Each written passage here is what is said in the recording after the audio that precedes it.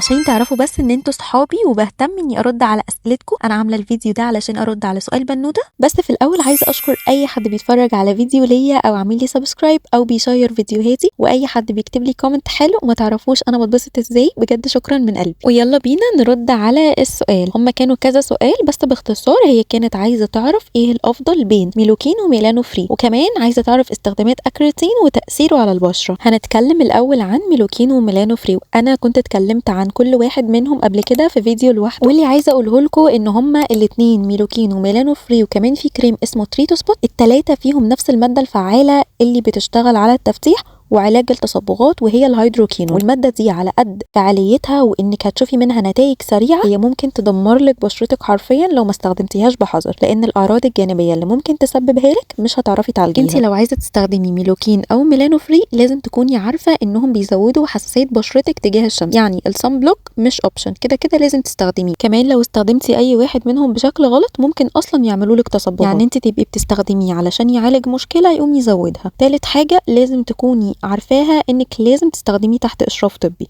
ما ينفعش تستخدميه لوحدك لان حالتك اصلا ممكن ما تكونش محتاجاه. رابع حاجه لازم تكوني عارفه ان ده مش روتين، يعني حاجه ما ينفعش تستخدميها على طول، دي بتكون مده معينه، واللي بيحدد المده دي دكتور الجلديه اللي بتتابعي معاه. انتي قلتي لي في الكومنت بتاعك انك عايزه تفتحي بشرتك، وفي حاجات كتير اصلا هتساعدك على ده وهتقدري تستخدميها بامان. طب زي ايه؟ زي فيتامين سي او الالفا اربيوتين، وفي براندات كتير جدا مصريه ومحترمه جدا. وخلي المنتج ياخد وقته عادي، ما تدوريش على السرعه وبعد كده ترجعي تندمي.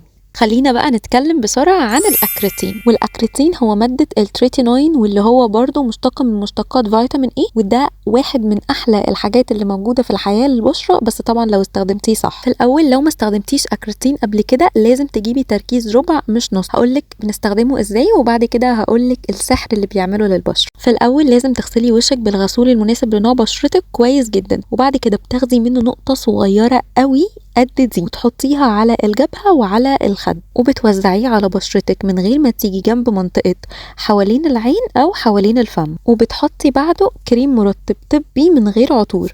ولو بشرتك بتتحسس هتعملي ايه؟ هتحطي المرطب قبله كمان، يعني مرطب أكريتين مرطب. الكلام ده بيتعمل بالليل بس، وبتسيبيه على وشك عادي وبتغسليه الصبح. واول ما بتبدأي تستخدميه هما مرتين في الاسبوع بس، وفي الاسبوع التاني بتزودي مرة كمان، بيبقى يوم ويوم لا. وانا مش بنصح بصراحة انك تستخدميه كل يوم، كفاية انك تستخدميه يوم ويوم، وده لمدة محددة ما تزيديش عن شهرين. وطبعا ممنوع لو انت حامل او بترضعي، وممنوع تماما لو مش هتستخدمي صن بلوك. بيعمل ايه بقى للبشرة؟ بيحفز انتاج الكولاجين، وكمان بيقلل من الخطوط الرفيعة جدا، وبيقلل من ظهور الحبوب والرؤوس السوداء والبيضة، وبيعالج كمان آثار الحبوب. كل ده هيحصل طبعا لو استخدمتيه بحذر. وما تنسيش ابدا الصن بلوك. الصن بلوك مهم جدا، اهميته زي الغسول والكريم المرطب. يعني لو ما استخدمتيش صن بلوك انسي الاكريتين، ما تستخدميش اكريتين اصلا. وبس كده، بتمنى يا رب ما كنتش طولت عليكم وتكونوا استفدتوا. ولو استفدتوا ما تنسوش تعملوا لايك، ولو لسه ما اشتركتوش في القناه لحد دلوقتي اشتركوا، وكمان فعلوا جرس الاشعارات عشان يوصل لكم اشعار اول ما انزل اي فيديو جديد. ولو اي حد عنده اي سؤال يكتب لي في الكومنتات، انا برد على كل الاسئله.